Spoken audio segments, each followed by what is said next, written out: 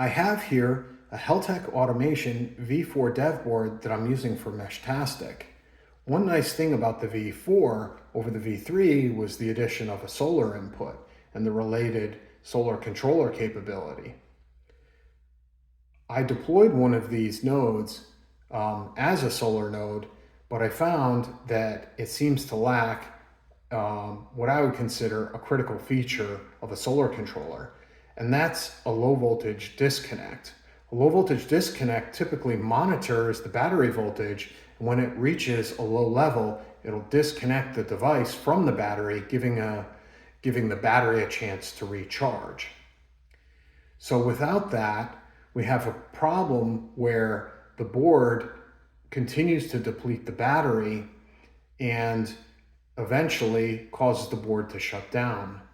Now, in addition to that, you'll see some, what I call a boot loop sort of activity here. So let's demonstrate that right now.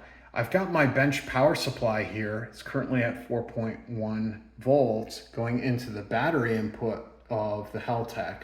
And what I'm going to do is simulate what happens as the battery voltage drops on this board.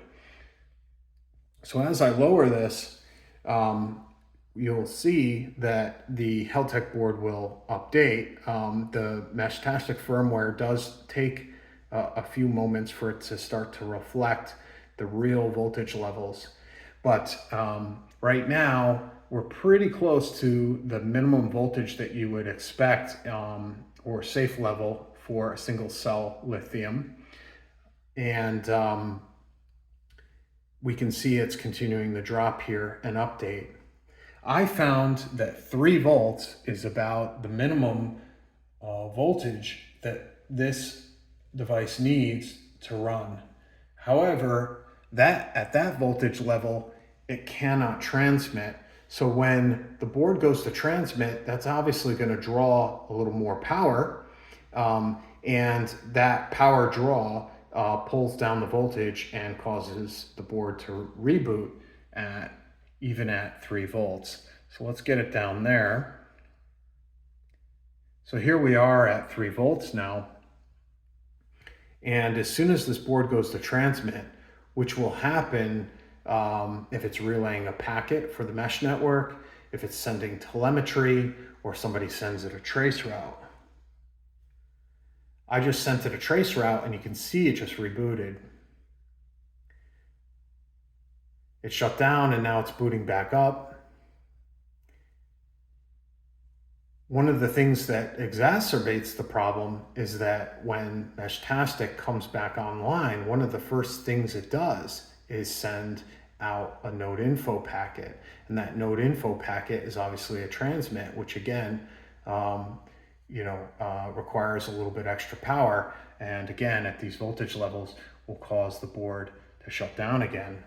So I call this a boot loop, and this will continue to happen until the battery comes back to a safe level.